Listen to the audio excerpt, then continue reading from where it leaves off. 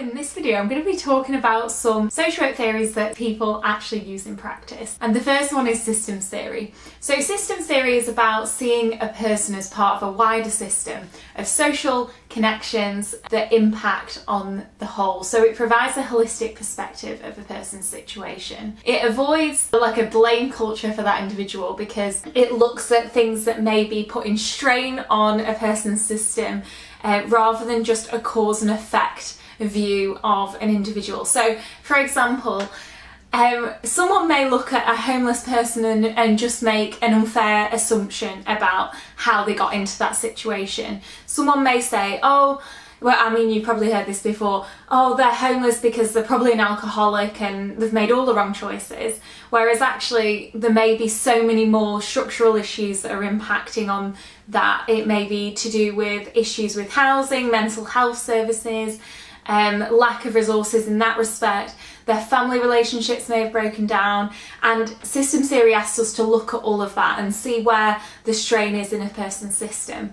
It also asks us to look at the strengths within the system. So social workers can use this practically as a way of thinking, right, this is working really well in someone's life, let's monopolise on that and strengthen that in order to help the person overcome a barrier they may be facing.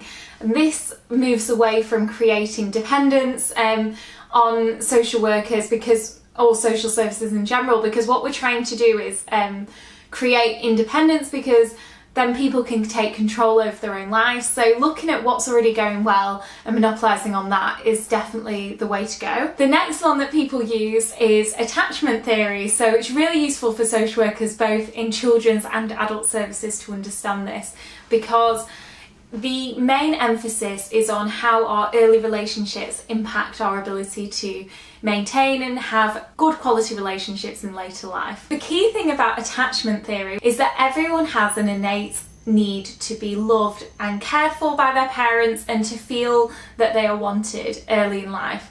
So it's really key and fundamental that those secure attachments are formed in that early stage of a person's life. And if they're not formed, people may have difficulty with getting those relationships later on and have insecure attachments.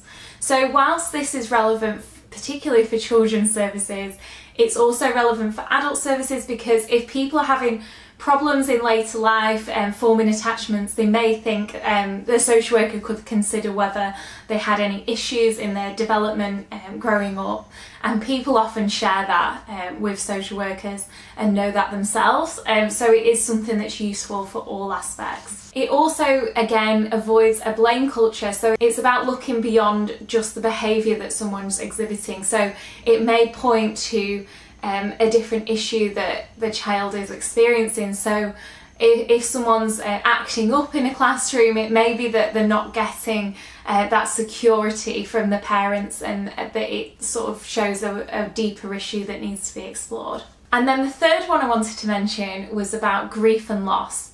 So there are several models that can be used to explain grief and loss, but it's not just about bereavement, it's also about a significant change in someone's life which they maybe weren't expecting, which creates a sense of loss. So it may be a loss of ability that's come from acquiring a disability later in life, or it may be loss of a job that you thought you were going to stay in forever. And there's various different models that can help social workers work through those things and identify what stage someone might be in that process, to then provide advice that might be most helpful. There's one model which outlines 5 stages that someone typically goes through when dealing with grief. So this is denial, anger, bargaining, depression and acceptance. And social workers can use this to understand the situations, or there's the 4 tasks of mourning, which is about accepting the reality of loss, processing pain or grief, adjusting to a world without the deceased, finding and enduring connection with the deceased. And different models will be applicable to different people, and there's lots of different ones, but it's really interesting to look into these and see if they sort of relate to an individual circumstance.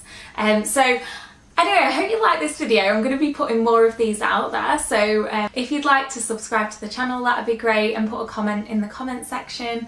I'm open to suggestions on what you'd like to see.